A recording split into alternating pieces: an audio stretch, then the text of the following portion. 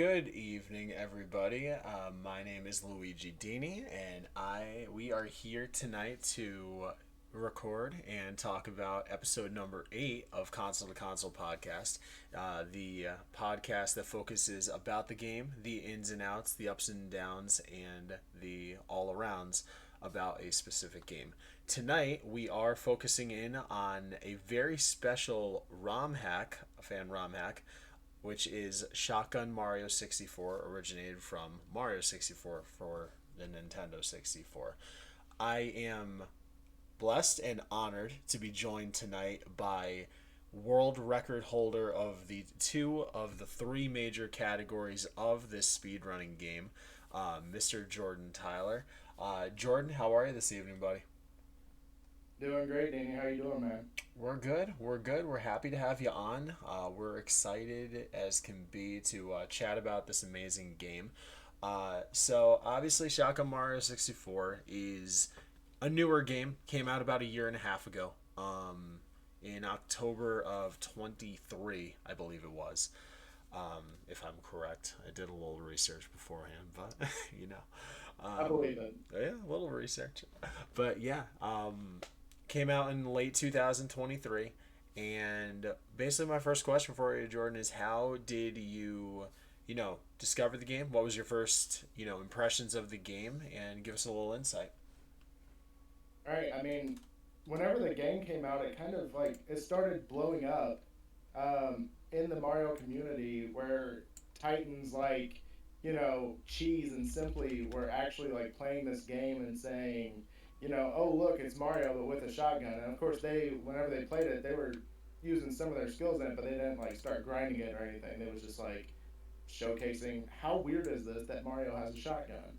So I saw kind of the meme videos. I thought it was mildly entertaining, and in the back of my mind, I thought, I bet that'd be kind of fun to speedrun. Um, and then, you know, Andy Games 94, I saw him playing it on his channel.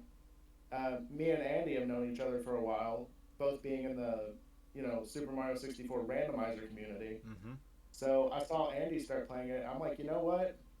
I'm gonna start playing this game. Like I told him that in the chat, downloaded it that night and started playing it. And once I started playing it, I just like absolutely fell in love with the mechanics of it. Like I already love speedrunning Mario 64, Right. but that extra jump, the extra mechanics of being able to blast stuff apart, the kind of chaos, the energy, the speed that it brings to the game, it just adds something so unique and new and fresh to this game that has been played so many times before. Of course. And the thing with their Shotgun Mario 64 is the levels are pretty much the same. The bosses pretty much the same. It is basically the vanilla version, but it involves a shotgun, which, like you said, has a variety of mechanics that you can use to, like you said, Mm. speed up the game a little bit and bring a unique aspect to it.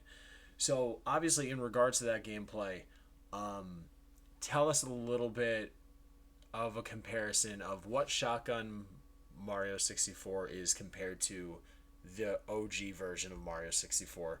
Just little major differences, mechanics wise, camera wise. You just dive in there. Sure thing. Yeah, Super Mario 64, of course, one of the most popular speedrunning games of all time.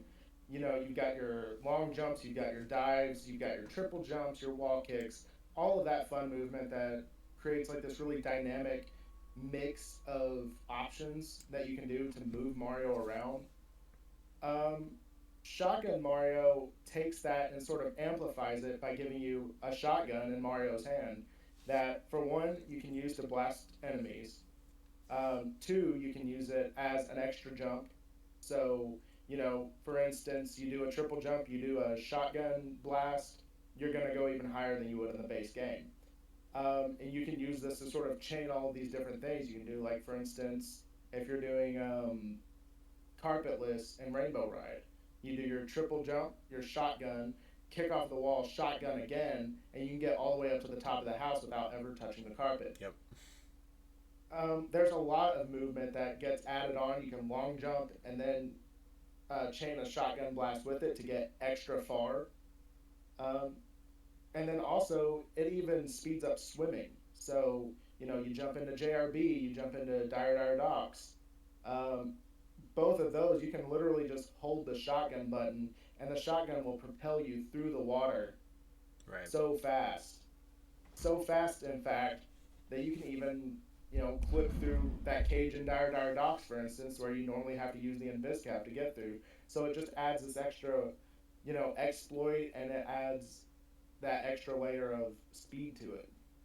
Correct. And yeah, I think that's what is so unique about this game, and we're obviously next gonna dive into the speedrunning aspect of this. But what I love about this game the most is it kind of, if you look at it in a, I don't know, a fun gameplay way, it does make the game more fun.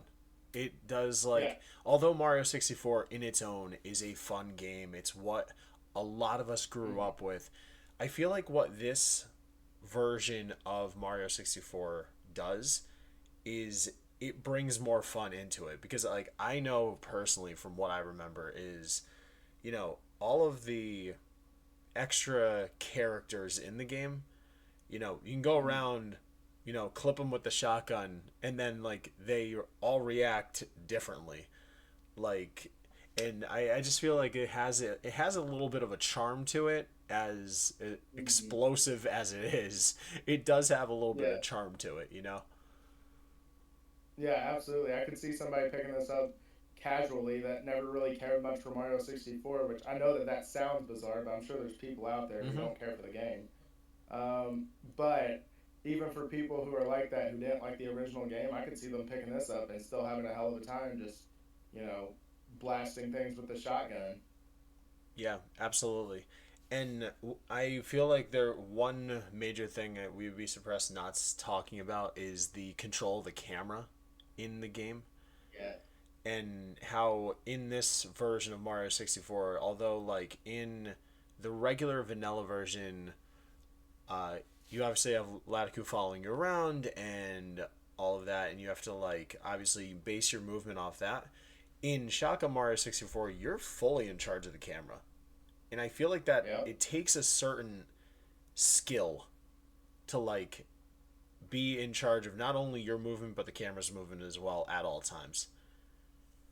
Yeah, absolutely. And it's something that, especially if you started off speedrunning the base game, it's something you have to sort of retrain your muscle memory to do because a lot of times in the base game, Lakitu kind of does what Lakitu wants to do. For Yep. better or worse, sometimes it's helpful, sometimes not so much. In Shotgun Mario, you, of course, like you said, you have full control over the camera, even to the extent where not a lot of people know you have micro control over the camera. If you use the D-pad left and right, you can make the camera move like an eighth of what it otherwise would have if you had just hit like the C right button, for Mm-hmm. instance. Um, so it's a lot of control and it's a lot of having to figure out how to get your fingers over fast enough to get these buttons to do what you want them to do to get the camera in just the right spot to get like some of the speed running tricks, for instance. Sure. Absolutely. So with speedrunning being, your thing, and you're obviously, you know, big world record holder in the two major categories of this. 70 star, you're the only runner who has a sub 40 time with 38:48, and then 120 star, which is all stars in the game. You have a 125:28, which is obviously phenomenal and holds the world record. And you've had that world record for, I believe it's been how long now, Jordan? Can you? I can't tell you exactly. I Yeah, could it's been a probably take a while. look at it though. Yeah. It looks like it's been 4 months. I've had the 125/28, Yep. and then 4 months also on the 38/48. Yeah. So it's just obviously phenomenal work. I feel like this was a game that was meant to be speed run. Like when you look at it, obviously aside from the fun and just blasting everything away, but can you just Mhm. give us a little insight of how you initially like approach speed running the game, and then how it your evolution as like the master speedrunner of the game, like how it evolved from when you started to where you are now. I don't know if I would call myself the master speedrunner of the game. It's just something that I grew to love to do, playing that version. What it Very kind of humble. was is Very just humble. what it kind of was is just, I saw it, I liked it. I decided at first what I was going to do. I already knew how to play the base game. I've done, you know, 16, 70, and 120 star of the base game. Hmm. I've done 16, 70, and 120 star of non-stop Mario, Yep. which for anybody who doesn't know, non-stop Mario is a cheat code that you can put in to where every time you get a star, it doesn't kick you out of the level, so you can run through, grab all the stars that are spawned, and then leave the level at your leisure. Um, but I've played all those categories, so I was like, you know what? I'm gonna take shotgun. I'm just gonna wing it.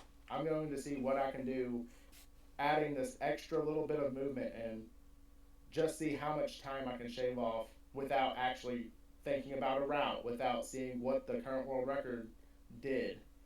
Um, and the first run that I remember doing for 70 star, it left something to be desired. I Hmm. will put it that way. I'm not even sure I beat my base game 70 star PB the first time I played Shotgun Mario, Mm. which is kind of crazy because, the shotgun adds so much extra speed. But I just kept playing it, and the more that I played it, just to kind of goof around in that way, I got more used to the shotgun controls. And then basically, once I figured out the shotgun controls and started getting comfortable with that, I was like, I wonder what the world record looks like in this. Yeah. And, at the time, the two world records for 120 star, it was held by Moy Mania with a 127.57. Hmm. Absolutely insane time, and also a really good dude. You guys should check him out. And then the world record at the time when I'd started playing was held by Benedict Fleur, 123 and 70 star, with a 40.17. And basically, I'll decide I want to look at both of these categories. I want to dive into them now. I've gotten the controls. I've kind of seen what I can do. I've gotten my times below my, base game PBs. Let's go ahead and see kind of what can I do with this. And I remember I watched Benedict Fleur's run, his world record run at the time, and it looked really good. Like it was a Yeah. great run. I think he even labeled it on the website with just the word bad. Like that was his only comment on it. I was Yeah. like, if that's bad, then what am I doing? Right. But I mean, it was just a really good run. But I was like watching it, I was like, I see where he messed up here and there, but even bigger than that, I kind of see some things that could be improved. Like, Hmm. I can't really remember exactly what the routing was. In 70 star and 120 star, you do the opposite. And one of them you go to DDD and then you go to basement, and the other one you do it vice versa. Okay. Yep. And I noticed that the way that Benedict Fleur had done it, he wound up having to quit out of Fire Seed twice. Interesting. Okay. Or, sorry, not out of Fire Seed, out of the basement twice, I should say. He had to Right. quit out of Fire Seed and then quit out of the basement, out of HMC, I believe. Hmm. And I was like, well, if you just reroute that slightly, you can go get your, stars in one, go to the other section, quit out, and then you only have to do that once, and then you can go straight upstairs. Right. And I kind of started playing with that theory, and I did sort of like the math. I made this whole spreadsheet about it, and I was like, holy crap, that saves like 30 seconds. Yep. Just a free time save from the route itself. Yeah. So yeah, I started playing with that. Um, I did the same thing on the 120 star run. Kind of started looking at, well, maybe if I move this here and move this here, maybe it could go just a little bit quicker. And I was able to find some of that stuff. And just playing with these routes, I started figuring out how much I was enjoying being able to sort of pioneer this run and shape it into something to make it as optimized as I can, with the time that I had Hmm. presented to me to do it. Um, yeah, so, I kept grinding it down. I kept doing the math. I kept looking at my table that I had made, Yep. and I started looking at other strats. I was like, oh, what if you go over on this side of the stage and do a triple jump wall kick instead of going over to this side? Does it make it easier? Does it make it faster? Um, what if you use the cap here, or what if you don't use the cap there? And doing all these different things, it just I started seeing my time sort of skyrocket downwards, Right. Yep. and I was like, this is sick.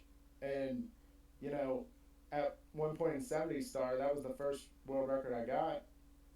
I looked at the leaderboard. Benedict Fleur had been beaten for first place while I was grinding, Mm. and Shiny Relaxo got a 40.04. Mm-hmm. And I saw him say something in his description of his YouTube video that he had posted with that world record about going for that sub 40. Right. And the competitive nature in me was like, No, you oh, gotta this get is it cool. first. Hold on. I want to see if I can get it first. Yep. Exactly. Gotta be that guy. And Yes, sir. yeah, and I was like, this would be really cool if I can beat him to it. It's not the end of the world if I don't. I'm still going to get a sub 40 at some point because it feels just too possible. And, I just kept grinding, and I noticed that at some point my sum of best got down below Shiny Relaxos. Mm-hmm. And I was like, oh crap, this is actually feasible. Yep. And then, sure enough, I wound up managing to somehow pull that world record in. Yeah. And, That's crazy. After that, it just snowballed once more. We had the 70 star tournament. I kept Yep. grinding it down. And then eventually, not only got the only sub 40, but somehow managed to get the only sub 39 Right. multiple times. Yeah. Because I'd gotten a 38.50 originally for my first sub 39. Yep. And then I got a 38.49, and then a 38.48. I literally took off 1 second, 3 runs in a row. There you go. And then didn't touch it again for a while. Yeah, it's honestly like, and I've obviously watched your runs. I obviously watched you during the tournament, and as a fellow speedrunner of the game, it's like, it's honestly just a sight to see, and it has to do, and I literally stole this line from you when I use this line. It's like, you go to the lab. That's what this whole thing is about. You go to the lab and you just try things. You try knocking off different walls. I think it was actually, I want to say it was you and Bryce Wood you guys pretty much came up with how in Bob on Battlefield, how you switch up what you do hundreds with, and it ends up now being the fastest way is to do it with the Koopa race. Is that? Yep. That's accurate, right? Yeah, I remember Correct. yeah, you and Bryce were talking about that, and I'm like, there's no way that's faster. But then you watch it and you perfect it like the way you guys did, and I'm just like, wow, that cuts a lot of time off. And then It's just something like 25 seconds, I think. yeah, it's just wild how, like, especially like a mind like yours when it comes to speedrunning, how although it is like practice and perfecting things, but it's just trying things makes all the difference. Yeah, trial and error. I mean, it's going to the lab. If you take that metaphor at its root and look at what science does, a scientist has a hypothesis, and then they test it, and they test it again, and then they test it again. They have a control group. They have, very controlled variables that they throw in one at a time. Well, is this what made it work? Is this what made it work? And I did very much that. It's like, I tried my best to kind of keep a control group. Well, let me see what this looks like if I do it this way, and then I'm also going to do it this way, and let me just see what the time difference is. Mm-hmm. So yeah, that taking it to the lab thing is something I took like in a very literal sense. Yeah, absolutely. And it's crazy. It's just honestly, it's so unique. It just ends up being so unique, especially with a game like this. So Yeah, you, absolutely. yeah. So you obviously dove into a few names in the community, into the shotgun community, the Mario community, and all that.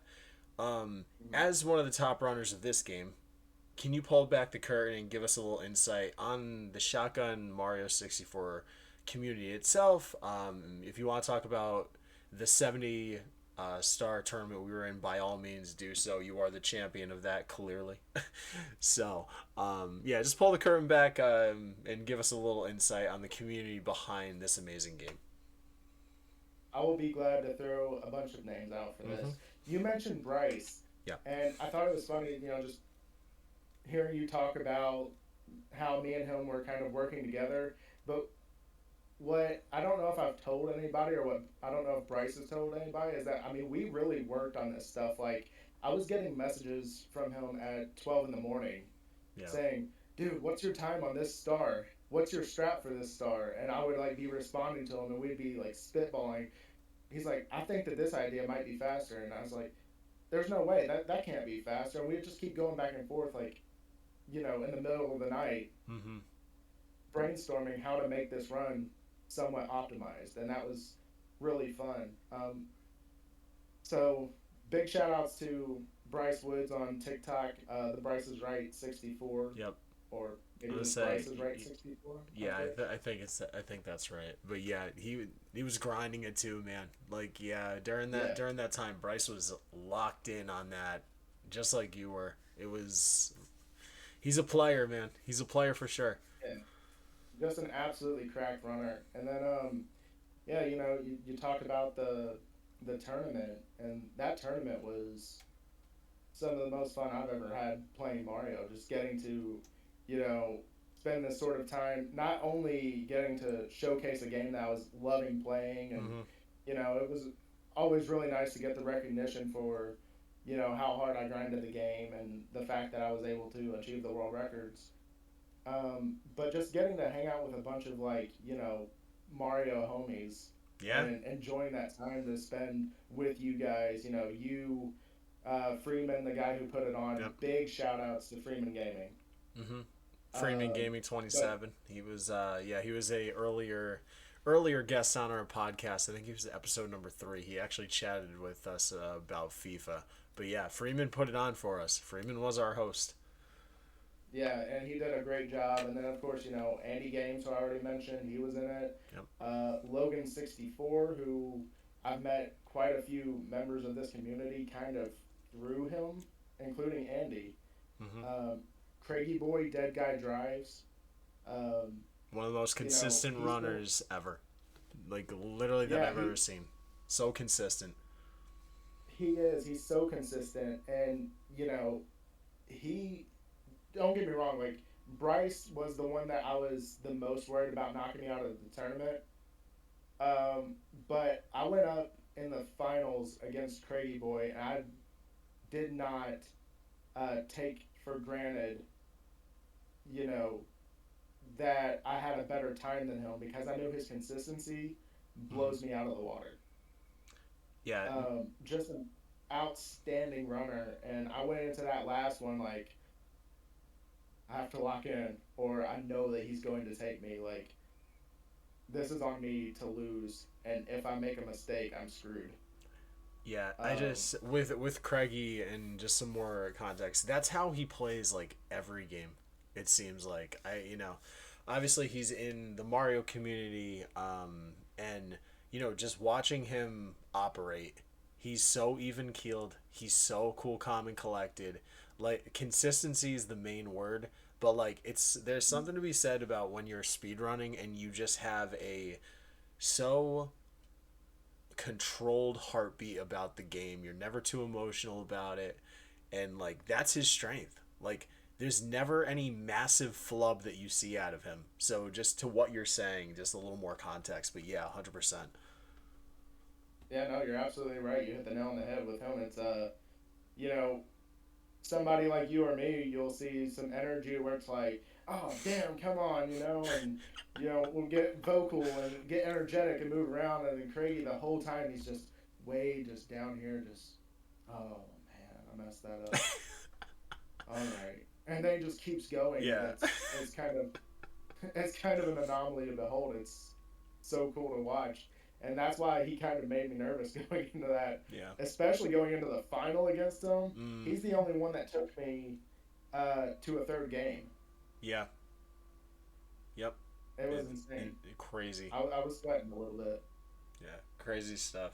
But yeah, obviously, shout out to Freeman Gaming 27 for putting that 70-star tournament on. It was a blast, and it was just cool for all of us, like all of the shotgun runners. Well, a good handful of them to just come together and celebrate a really great game. You know. Yeah, absolutely. And then Freeman Gaming, I mean, you got to give him a little bit of credit for this game, too, and the fact that there's a strat that's used in 120 and 70 star that is named after Freeman Gaming. It's called the free scope. The Yeah. technique that you use where you know, in Lethal Lava Land, you land on the fire spitter that's right next to the volcano, Mm-hmm. and you just shoot it. Yeah. You can shoot from that area and then keep long jumping on over, and then you just go. I adapted it a bit, but you can shoot that bully way earlier Yeah. than what I was doing when I first started, and it actually saves like a second. So free scope, that's him. That's all him. Absolutely. Absolutely, buddy. Yeah. So with all that said, and I love asking this question to every one of my guests.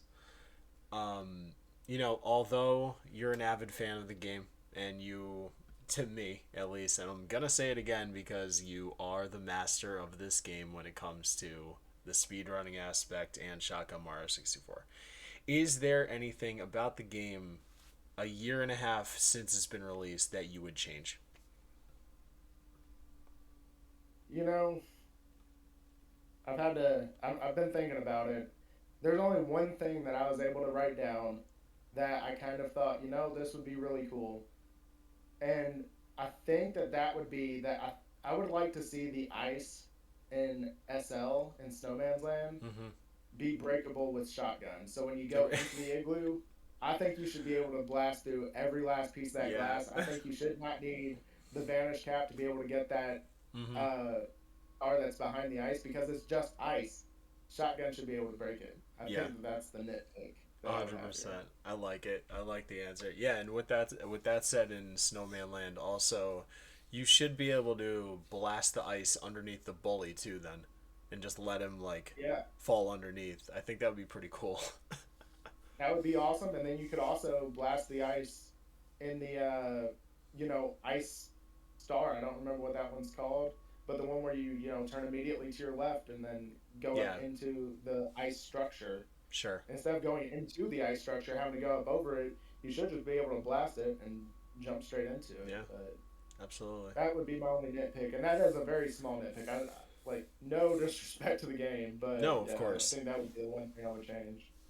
Yeah, and I think the only one yeah, I love your answer. The one thing when I think about shotgun that I would not necessarily change, but categories wise of speedrunning that I would like to see added, and this kind of goes hand in hand, is I would like to see Dark World and Fire Sea a little bit more integrated, just because you don't need to go see Bowser the first or the second time at all Mm-hmm. to get to Yeah, that's true. the end. You just literally if you're running 120, you obviously have to run in there, get the reds, but then you quit out. But yeah, I would love to see if they would put an all Bowser's category in there, just so you would have to go at least see them, blast him away, and then move along with your route. It's just a small thing that I've always thought of when it comes to the game, because literally you don't see Bowser till the end. It's literally just that. Yeah, no, absolutely. I agree with that. And there was a post on the forums for Shotgun Mario 64. I was actually just looking at it on speedrun.com, Hmm. where somebody named Cheesecake a year ago did say, "Can we implement another category of beating all Bowsers?" And I think that's a fantastic idea. As See?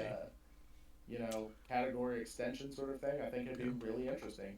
That could even be a main category, I think. Yeah. See, not the only one who had the thought. Someone had it a Yeah, year no, before I no, did, but it's a very popular thought. I think it's a very good one. I would be all in favor of that. Now, in terms of category extensions, there is somebody who said that there should be a 16-star shotgun mm, Mario category, and I'm wholeheartedly against that one because that doesn't make any sense. Like, why do you need 16 stars? yeah, no, because you don't even need to do a MIPS clip at any point. You literally blast through that door with the shotgun anyway, and for MIPS you could literally blast him into oblivion, bouncing off the walls. So like, yeah, it's not. I agree with you wholeheartedly there, my friend. Absolutely. I mean, at that point, if you're going to make a 16-star category, you might as well make a 1 star all the way through a 119-star category Yeah, because at that point it's just arbitrary. yeah, absolutely, I agree.